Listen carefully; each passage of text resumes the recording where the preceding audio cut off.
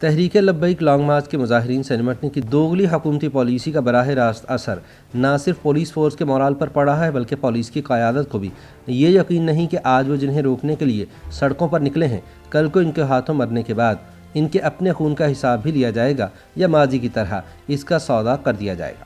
محض چند ماہ کے وقفے سے لاہور میں دوسری مرتبہ تحریک لبیک کے کارکنان اور پولیس فورس کے درمیان پرتشدد جھڑپیں ہوئیں جن میں کئی پولیس والے اپنی جانوں سے ہاتھ دھو بیٹھے۔ رواں برس اپریل میں تحریک لبیک کے کارکنان اور پولیس کے درمیان پرتشدد کارروائیاں شہر کے مختلف مقامات پر ہوئیں اور 3 روز تک جاری رہیں۔ اس دوران پولیس کا جانی نقصان اس مرتبہ سے زیادہ ہوا تھا، تاہم بعد میں حکومت اور تحریک لبیک کے درمیان بات چیت کے نتیجے میں معاہدہ طے پا گیا تھا اور کسی مقتول پولیس والے کے قاتل کے خلاف کوئی ایکشن نہ ہوا۔ ایسا دنیا کے کسی بھی ملک میں نہیں ہوتا، کیونکہ اگر آپ قانون نافذ کرنے والے اداروں کے اہلکاروں کے قاتلوں کو معاف کر دیتے ہیں تو پھر آپ کسی بھی صورت ریاست کی رٹ قائم نہیں کر سکتے۔ یہی وہ دوغلی پالیسی ہے جس کے نتیجے میں پولیس قیادت اور پولیس فورس کا مورال اس وقت صفر ہو چکا ہے۔ سر دست تحریک لبیک کا لانگ مارچ اسلام آباد کی طرف رواں ہے اور اس کی اگلی منزل جہلم ہے، جہاں حکومت نے پولیس کو جلوس ہر صورت روکنے کا حکم دے رکھا ہے۔ دوسری جانب حکومتی نمائندوں کے تحریک لبیک کی قیادت کے ساتھ مذاکرات بھی جاری ہیں، حالانکہ چند روز پہلے ہی حکومت نے تحریک لبیک سے مذاکرات ختم کر کے اس کے ساتھ ایک عسکریت پسند تنظیم کی طرح نمٹنے کا فیصلہ کیا تھا۔ اس وقت صورتحال یہ ہے کہ تحریک لبیک کے سربراہ حافظ سعد حسین رضوی اس وقت سہارا ریسٹ ہاؤس میں ایک مہمان کی حیثیت سے موجود ہیں، جہاں حکومتی نمائندوں کے ساتھ ان کے مذاکرات جاری ہیں۔ یاد رہے کہ سعد رضوی پچھلے کئی مہینوں سے زیر حراست ہیں۔ اس سے پہلے جب لاہور سے تحریک لبیک کا مارچ روانہ ہوا تھا تو حکومت کی جانب سے پہلے پولیس کو اسے روکنے کے احکامات جاری کیے گئے۔ روکنے کی پہلی کوشش میں پولیس کے 2 اہلکار MAO کالج کے مقام پر جاں بحق اور کئی زخمی ہوئے۔ دوسری کوشش میں مزید پولیس والے اقبال پارک کے مقام پر زخمی ہوئے۔ ان کارروائیوں کے دوران 4 پولیس اہلکار جاں بحق اور سینکڑوں زخمی ہوئے۔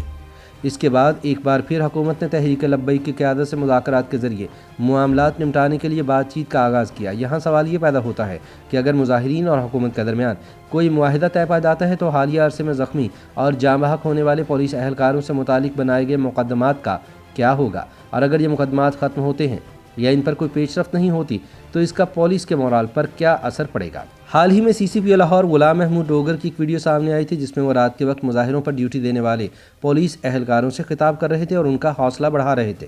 اس خطاب کے دوران ایک مقام پر انہوں نے اہلکاروں سے کہا کہ کسی ساتھی کو چوٹ لگی تو ہم اس کا بدلہ لیں گے۔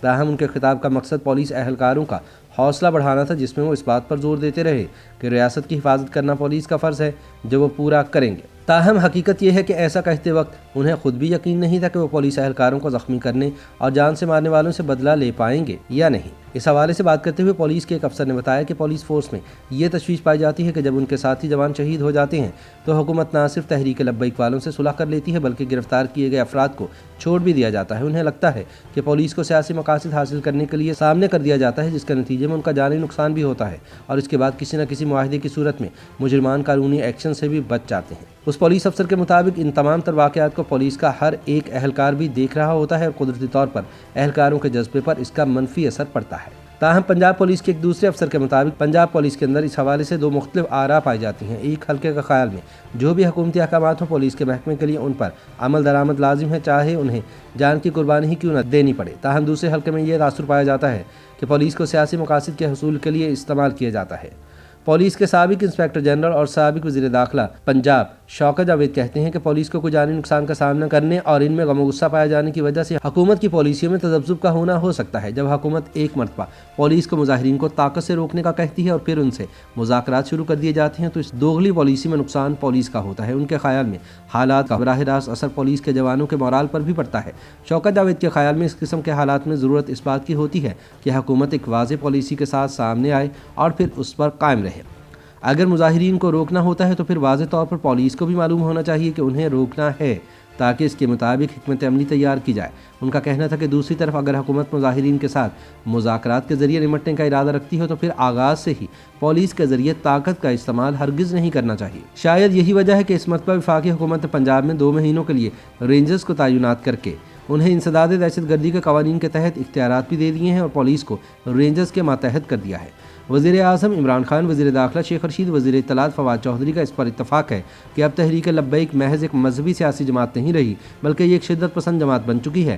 اس کے کارکنان جب چاہتے ہیں باہر نکل کر سڑکیں بند کر دیتے ہیں اور اپنے مطالبات منوا کر واپس چلے جاتے ہیں۔ شوکت جاوید کے خیال میں حکومت کو اس جماعت کے حوالے سے ایک واضح پالیسی اپنانے کی ضرورت ہے۔ انہیں حکومت کی جانب سے رینجرز کو پنجاب میں تعینات کرنے کے حکومتی فیصلے کی منطق بھی سمجھ نہیں آئی۔ شوکت جاوید کے مطابق پولیس مظاہرین کو روکنے کا کام بخوبی انجام دے سکتی تھی، تاہم رینجرز کے برعکس پولیس پر حملے کی صورت میں پولیس کے پاس جواباً گولی چلانے کے اختیارات نہیں تھے۔ پولیس کے پاس ایسے مظاہروں میں 2 ہی ہتھیار ہوتے ہیں، لاٹھی اور آنسو گیس کی شیلنگ۔ آنسو گیس لوگوں کو منتشر کرنے کے لیے استعمال کی جاتی ہے، تاہم آپ کتنی گیس استعمال کر سکتے ہیں، کتنا لاٹھی چارج کر سکتے ہیں؟ یہاں کوئی 200-400 لوگ نہیں، ہزاروں لوگ ہوتے ہیں۔ ان کے خیال میں ایسی صورت میں جب کئی ہزار افراد حملہ آور ہو جائیں تو لاٹھی اور آنسو گیس کام نہیں کرتی۔ اس صورتحال میں پولیس ہو یا رینجرز، ان کو بھاگنا ہی پڑتا ہے، ورنہ وہ تشدد کا نشانہ بنتے ہیں اور زخمی ہو جاتے ہیں۔ پولیس اہلکار ایسی صورتحال میں گولی نہیں چلاتے۔ ماڈل ٹاؤن کے واقعے کے بعد سے کوئی بھی پولیس افسر اس طرح کی ذمہ داری نہیں لیتا اور نہ ہی ایسے معاملے میں پھنسنا چاہتا ہے۔ لہٰذا شوکت جاوید کے مطابق حکومت کے نیم فوجی دستوں کی پنجاب میں پولیس کے اوپر تعیناتی کی پالیسی غلط ہے۔ وہ کہتے ہیں کہ اگر میں آج IG پولیس ہوتا تو کبھی بھی نیم فوجی دستوں کو طلب نہ کرنے دیتا، کیونکہ نیم فوجی دستے ہمیشہ پولیس کی معاونت میں کام کرتے ہیں، نہ کہ پولیس ان کے ماتحت کام کرتی ہے۔ شوکت جاوید کے خیال میں پولیس کے لیے تحریک لبیک پاکستان کے حالیہ لانگ مارچ جیسے مظاہرے کو روکنا یا منتشر کرنا بہت مشکل کام نہیں۔ جب آپ حکمت عملی کے ساتھ مظاہرین کے مرکزی رہنماؤں کو گرفتار کر لیتے ہیں تو اس کے بعد زیادہ تر مظاہرین خود بخود منتشر ہو جاتے ہیں۔ پولیس فورس بخوبی یہ کام کر سکتی ہے اگر اس کا مورال بلند ہو اور اسے پتہ ہو کہ حکومت اس کے ساتھ ہے۔ YouTube پر گوگلی نیوز دیکھنے کے لیے youtube.com کی سرچ بار میں گوگلی نیوز TV ٹائپ کریں۔ گوگلی نیوز کے پیج پر سرخ رنگ کے سبسکرپشن والے بٹن پر کلک کرنا نہ بھولیے۔ YouTube پیج پر اپلوڈ ہونے والی ویڈیوز سے باخبر رہنے کے لیے بیل آئیکن پر کلک کیجیے۔ آپ کو ہر نئی ویڈیو کے بارے میں نوٹیفیکیشن موصول ہو جائے گا۔